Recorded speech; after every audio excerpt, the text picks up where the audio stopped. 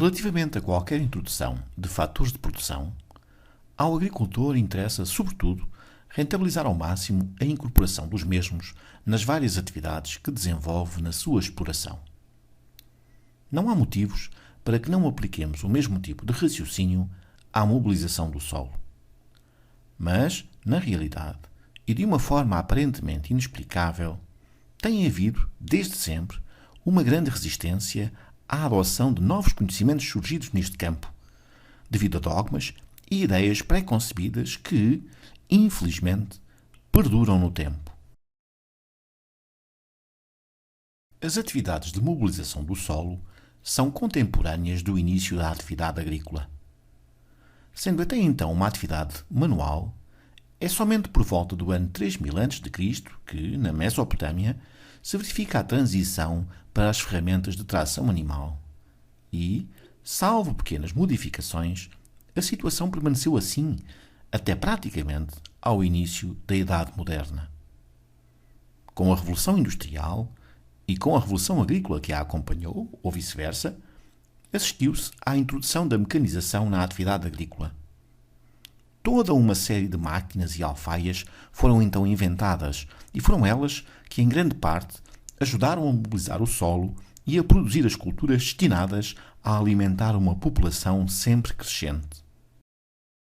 Já no século XX, sobretudo após a Segunda Grande Guerra, a mobilização do solo sofreu um novo impulso devido à grande falta de alimentos. Uma indústria em expansão precisava de mão de obra. Esta proveio sobretudo de pessoas que anteriormente trabalhavam na agricultura. Deste modo, menos homens a trabalhar a terra significava que aqueles que o faziam tinham de ser mais produtivos, mais eficientes. As máquinas substituíram os homens em falta, os herbicidas as sachas e os fertilizantes químicos, os estrumes, uma vez que podiam ser mais facilmente aplicados por meios mecânicos. Nos anos 70, talvez sob a influência da crise do petróleo, chegou-se à conclusão que toda a lógica em que se baseava a mecanização da agricultura e, de uma forma mais particular, a mobilização do solo, necessitava de ser repensada. O excesso de mobilização pode ter efeitos extremamente negativos para a produtividade da terra, nomeadamente quando provoca compactação. Exemplo disso é a compactação do solo, devido ao aumento da potência dos tratores e ao maior peso das alfaias. Assim, na Califórnia, nos anos 70, estimava-se que cerca de 800 mil hectares possuíam uma compactação tal que as produções das culturas estavam comprometidas e que uma área igual ou superior estava em perigo de se transformar igualmente em solo compactado. Este problema é hoje reconhecido como um dos principais fatores limitantes à produção das culturas por todo o mundo. Tomando como exemplo uma cultura cerealífera, entre operações de preparação do solo, sementeira, tratamentos fitossanitários, fertilizações e colheita, calcula-se que toda a área do terreno seja calcada 2,5 vezes. Então, por que mobilizar? Porque, para além dos trabalhos de mobilização do solo, há também outro trânsito de máquinas sobre o terreno que, normalmente, o agricultor não pode evitar. E pode acontecer que, num terreno sujeito a mobilização, a compactação vá acontecendo ao longo do tempo. Nessa altura, a mobilização tem de aparecer como um processo curativo, nomeadamente da compactação resultante da passagem de máquinas sobre o terreno. Se no passado se entendia que a mobilização do solo era sempre muito benéfica, de há uns tempos a esta parte, com base no conhecimento científico adquirido em resultado das investigações realizadas, a mobilização passou a ser entendida como um processo curativo, nomeadamente para o problema da compactação do solo. Surgiu ainda uma razão adicional que levou muitos agricultores a abandonarem o sistema de mobilização tradicional. Este torna muito longo o período de tempo que vai desde o início da mobilização do solo à sementeira. Isto levava a que uma parte da área programada para a cultura cerealífera fosse deixada por semear devido à falta de tempo. Importa então perceber o porquê de mobilizarmos o solo. Quais os objetivos que estão associados às operações de mobilização do solo, para que assim possamos justificar ou dispensar o recurso à realização de operações específicas numa lógica de racionalização de recursos e de proteção do solo. Objetivos da mobilização do solo. Introdução. Podemos afirmar que os objetivos da mobilização do solo são os que a seguir se enumeram: melhoria da estrutura do solo, conservação da umidade do solo, arejamento do solo, preparação da cama da semente, inversão de camadas do solo, controle de infestantes, controle da temperatura do solo, incorporação de produtos e estabelecimento de fronteiras. Seguidamente, procuraremos aprofundar cada um destes objetivos, procurando esclarecer o modo como as operações de mobilização do solo podem ou não conduzir à obtenção dos mesmos. Melhoria da estrutura do solo. Quando mobilizamos um solo, estamos, fundamentalmente, a modificar a sua estrutura. A melhoria da estrutura do solo, por meio da mobilização do mesmo, tem, no entanto, de ser encarada dentro de um solo com uma ocupação agrícola. Deve igualmente notar-se que não existe uma única estrutura que seja a mais favorável. Assim, enquanto que na camada superficial, também designada de cama da semente, pretendemos a obtenção de uma estrutura finamente dividida que promova o contacto íntimo solo-semente, já nas camadas inferiores, o nosso objetivo deverá ser, sobretudo, o de conseguir uma maior individualidade entre os agregados, de modo a aumentar a porosidade do solo, permitindo assim uma maior facilidade de crescimento das raízes em profundidade. Fundamentalmente, existem duas condições às quais uma boa estrutura do solo deve atender. Deverá apresentar elevada percentagem de macroporosidade, indispensável ao crescimento radicular e uma maior facilidade de infiltração da água no solo. E deve manter-se estável perante o impacto da água, proveniente quer da precipitação, quer das regas que eventualmente se efetuem, impedindo assim a formação de crostas superficiais.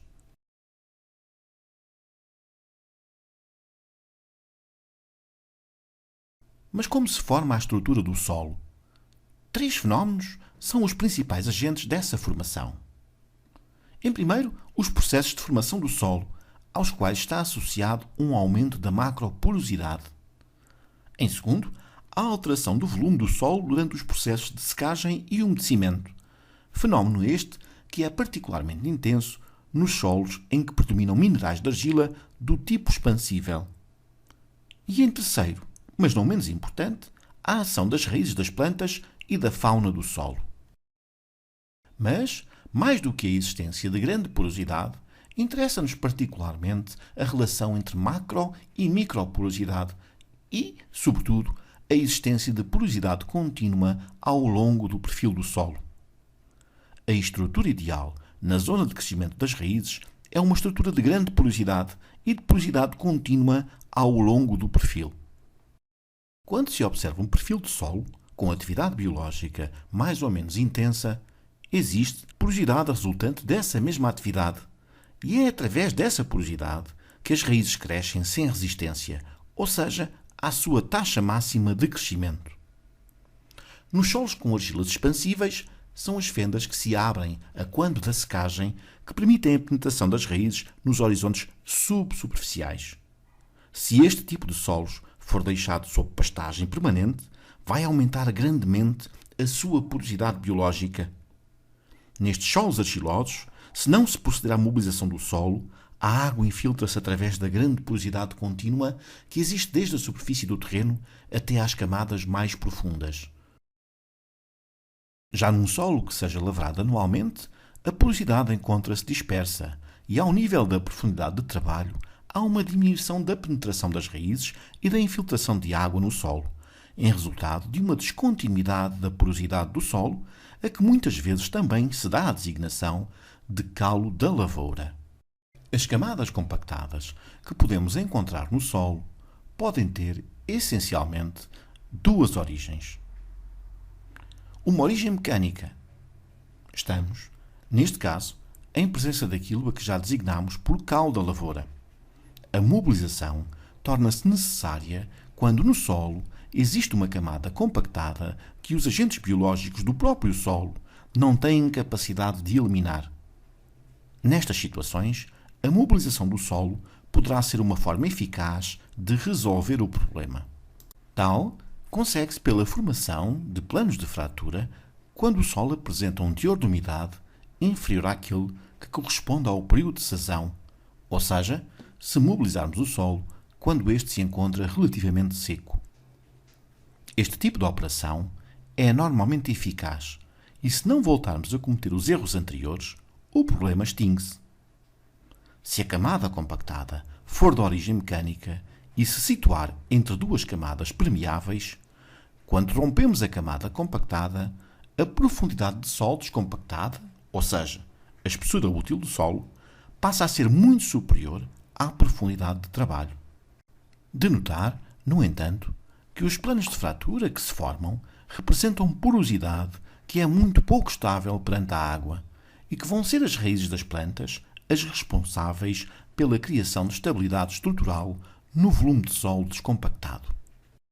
Origem na própria pedogênese dos solos, que é como quem diz, nos processos de formação do solo.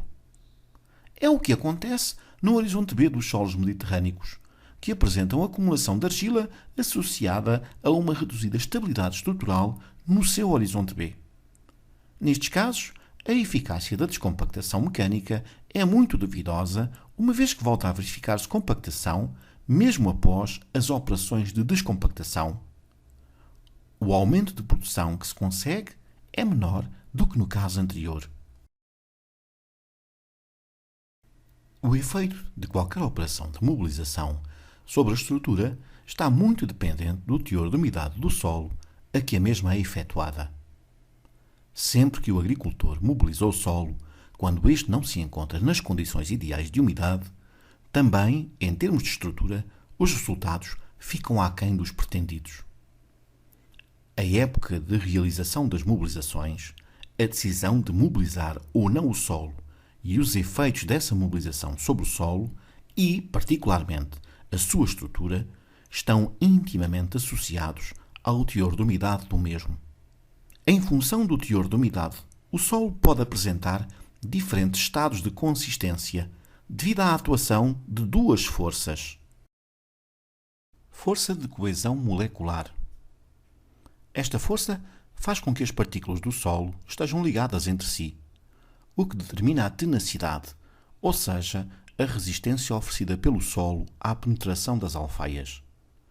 Esta união entre as partículas do solo é devida a forças de atração mútua de natureza físico-química, tais como forças de Van der Waals, as quais são inversamente proporcionais ao cubo da distância entre as partículas, forças de atração eletrostáticas entre as superfícies das partículas de argila com carga diferente, forças devidas a pontes catiónicas, efeito cimentante da matéria orgânica, dos óxidos ou carbonatos de ferro e ou alumínio, assim como outras substâncias, tensão superficial das interfaces água-ar existentes em solos não saturados. A intensidade desta força no solo diminui à medida que o teor de umidade deste aumenta.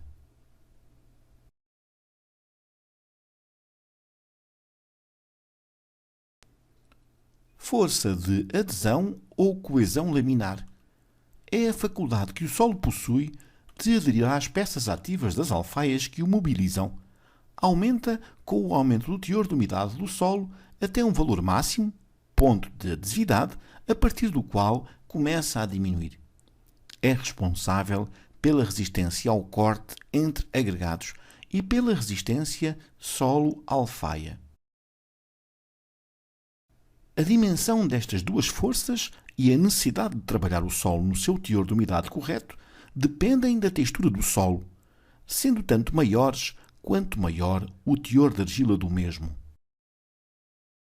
Em função das forças de coesão e adesão, definem-se diferentes estados de consistência do solo, de coeso, friável, plástico e líquido.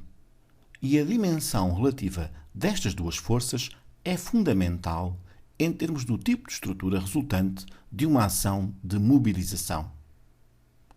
No caso de estarmos em presença de um solo muito seco, em que as forças de coesão são superiores às de adesão, a resistência interna é superior à resistência entre agregados. Deste modo, o tipo de estrutura que resulta após a mobilização do solo é uma estrutura de agregados de grandes dimensões, a que chamaremos agregados de ruptura. A única operação que faz sentido realizar a este teor de umidade é a descompactação. À medida que o solo recebe mais água e que o seu teor de umidade aumenta, a coesão diminui e a adesão aumenta, até um ponto em que as duas forças se igualam. É numa faixa muito estreita, à volta deste ponto, que se situa a zona de sazão do solo, sendo esta a faixa de umidade na qual conseguimos diminuir a dimensão dos agregados, uma vez que as forças que os unem internamente são idênticas às que unem os agregados uns aos outros. A estrutura que resulta é uma estrutura com agregados de pequenas dimensões, com criação de alguma terra fina. Todas as operações que visem a preparação da cama da semente devem ser realizadas dentro desta faixa de umidade. Os esforços de tração são, nesta altura, mínimos e os perigos de destruição da estrutura são relativamente pequenos. Se o teor de umidade do solo aumentar ainda mais, as forças de adesão vão também aumentando, ao passo que as de coesão continuam a diminuir, até um ponto em que as forças de adesão claramente são superiores às de coesão. Ao ser mobilizado, o solo começa a ser moldado devido à ação da água. Se exercermos pressão sobre os agregados, estes rompem-se e começamos a destruir a estrutura primária do solo. A estrutura resultante é uma estrutura de grandes dimensões, ou seja, de grandes agregados, a que se dá o nome de agregados de pressão. Agregados estes que se caracterizam por apresentarem uma porosidade interna extremamente baixa. Quando mobilizamos um solo a teores de umidade elevados, diminuímos a porosidade total do solo e, nomeadamente, a porosidade interna dos agregados. Ou seja, estamos normalmente a compactar o solo. O esforço de tração que é necessário para realizar as operações aumenta devido ao aumento das forças de adesão. As operações a realizar só têm sentido se pretendemos moldar a configuração do terreno, como, por exemplo, quando pretendemos proceder à abertura de regos para rega, mas tendo em atenção que isto só é conseguido à custa de alterações na estrutura do solo. Um outro aspecto que importa ter em conta é aquele que se relaciona com o crescimento radicular.